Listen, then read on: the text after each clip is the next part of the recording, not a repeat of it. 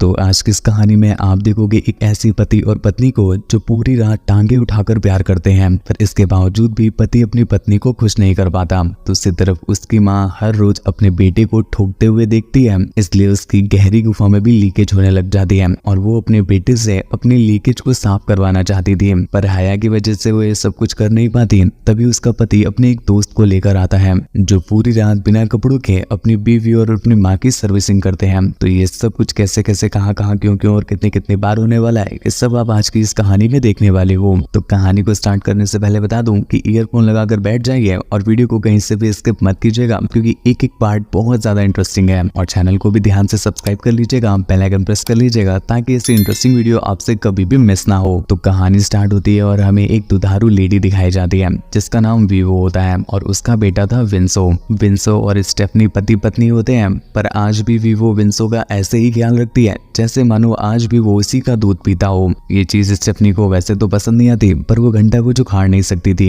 खैर दिन में तो ये सब भाई बहन जैसे लगते हैं, पर रात होते ही सीन चेंज हो जाता है। हम देखते हैं स्टेफनी इतनी ज्यादा प्यासी होती है कि वो पूरी रात विंसो से अपने खेतों में मजदूरी करवाती है, पर बेचारा मजदूर थोड़ा सा कमजोर होता है, इस वजह से उसका हल उसके पूरे खेतों में चल ही नहीं पाता और इससे पहले ही पानी छोड़ देता है, जिस वजह से स्टेफनी विंसो से खुश नहीं हो पा रही थी। पर यहीं पर दूसरी तरफ हम विंसो की मॉम वीवो को देखते हैं जो हर रात इन्हें ठुकाई करते हुए चुपके से देखा करती थी और इस वजह से उसकी गहरी गुफा का पानी लीक करता था, पर ना चाहते हुए भी वो कुछ कह नहीं पाती थी और चुपचाप अपने घर पर आकर अपनी उंगलियों से ही अपनी गहरी गुफा के पानी को बंद कर देती थी। वीवो की मशीन स्टेफनी से ज्यादा गर्म होती है, पर उसकी मशीन पे कोई अपना इंजन ऑयल गिराने वाला होता ही नहीं है, इस वजह से उसे हर रात अपने आप को ही ठंडा करना पड़ता है। एक दिन विंसो जब काम पर जा रहा होता है तो उसकी मॉम उसे दूध पिला के गुड बाय बोलती है। ये चीज स्टेफनी को पसंद नहीं आती, पर वो झामट को उखाड़ नहीं सकती थी, इसलिए वो चुपचाप अपने कमरे में चली जाती है। तभी उसे एक अननोन नंबर से कॉल आता है और दूसरी तरफ का बंदा उसे बताता है कि वो उसका बचपन का दोस्त लियो बोल रहा है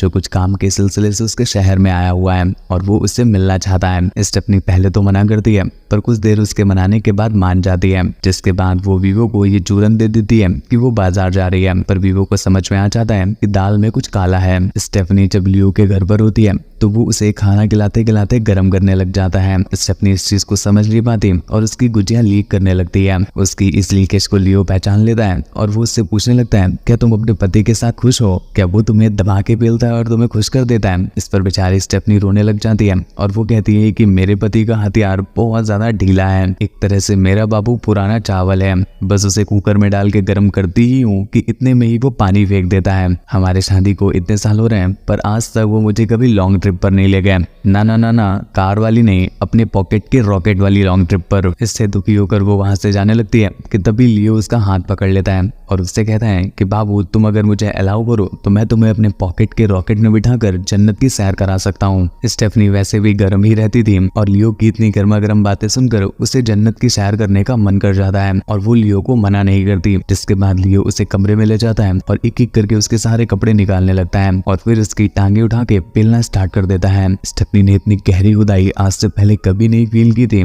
इसलिए उसे मजा आने लगता है और वो लियो को नहीं रोकती, जिसके बाद बैक टू बैक लियो उसे पटक के पेलना स्टार्ट कर देता है। इधर स्टेफनी ठुकने में इतना ज्यादा बिजी हो जाती है कि उसे वापस जाने का टाइम ही नहीं ध्यान रहता। घर पर विंसो और वीवो स्टेफनी का इंतजार कर रहे होते हैं और इधर वीवो की फटके हाथ में आ रही थी, क्योंकि उसे शक हो रहा था कि स्टेफनी कहीं ना कहीं ठुकवाने ही गई है। काफी देर इंतजार करने के बाद जब स्टेफनी नहीं होती तो दोनों अपने अपने कमरे में सो जाते हैं। आधी रात के बाद जब स्टेफनी घर पर वापस आती है तो चुपचाप अपने कपड़े बदलकर लंगड़ाती चाल में बेड में जाकर सो जाती है। जिसके कुछ दिनों के बाद हम देखते हैं कि स्टेफनी लियो और विंसो की दोस्ती करवा देती है, क्योंकि स्टेफनी अब हर रोज बहाने बनाकर लियो के घर नहीं जा सकती थी। वो चाहती थी कि लियो उसके घर आने लग जाए, जिससे वो स्टेफनी की कभी भी सर्विसिंग कर सके। विंसो भी इस बात को नहीं समझ पाता और वो उससे दोस्ती कर लेता है, जिसके बाद अगले दिन हम लियो को उनके घर पर देखते हैं, जहाँ पर वो वीवो से उसका इंट्रोडक्शन कराते हैं और लियो वीवो के लिए एक गिफ्ट लेकर आया था, जिसे पाकर वो बहुत खुश होती है और फिर सभी साथ बैठकर डिनर करते हैं। रात में लियो और विंसो एक कमरे में सो रहे होते हैं और वीवो और स्टेफनी एक कमरे में सो रहे होते हैं, पर तभी आधी रात में स्टेफनी की स्टेफनी फट जाती है और उसका पानी लीक करने लग जाता है, इसलिए वो अपनी स्टेफनी में गोंद लगवाने के लिए सीधा लियो के पास पहुंच जाती है। लियो तो वैसे भी अपनी गम स्टिक को खड़ा करके तैयार बैठा था।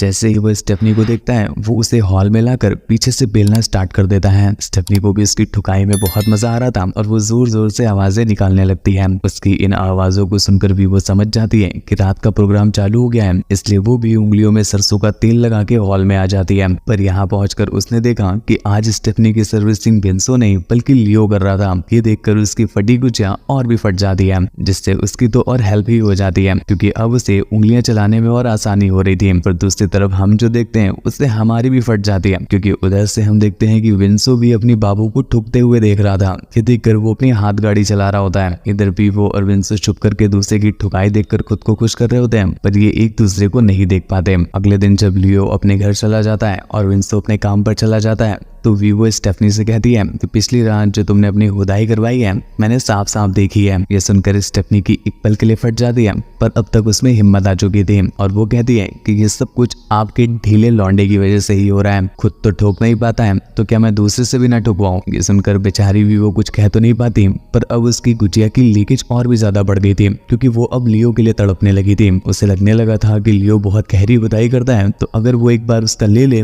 तो क्या पता लियो उसे जन्नत की सैर करा दे। लियो के ख्याल उसे बार बार आने लगते हैं और लाख कोशिशें करने के बावजूद भी वो लियो के बारे में सोचना छोड़ नहीं पा रही थी। कुछ दिनों के बाद विंसो खुद लियो के घर जाता है और वो उसे कहता है कि उस रात की ठुकाई मैंने साफ साफ देख ली थी। ये सुनकर लियो की फटके हाथ में आ जाती है, पर वो उसे कहता है परेशान मत हो, अपनी फटी हुई वापस पीछे लगा लो क्योंकि इस बात से मुझे कोई गुस्सा नहीं है। मैं तो खुश हूँ कि तुम मेरी पत्नी को खुश कर रहे हो। अगर तुम्हें मेरी बीवी की लेने में मजा आ रहा है तो मैं तुम्हें बता दूं कि एक बार मेरी माँ की लेके देखो, वो इतनी ज्यादा प्यासी और एक्सपीरियंस्ड है कि तुम्हें सीधा जन्नत पहुंचा देंगी।